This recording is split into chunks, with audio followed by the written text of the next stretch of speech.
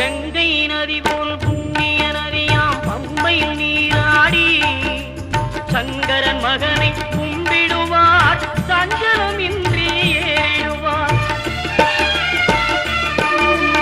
நீலிமலை ஏற்றம் சிவபாலனும் ஏற்றிடுவார். காலமெல்லாம் நமக்கே அருள்காவலராயிருப்பார். தேகபலம் தா பாதபலம் தா தேகபலம் தா பாதபலம் தா தேகபலம் தா என்றார்.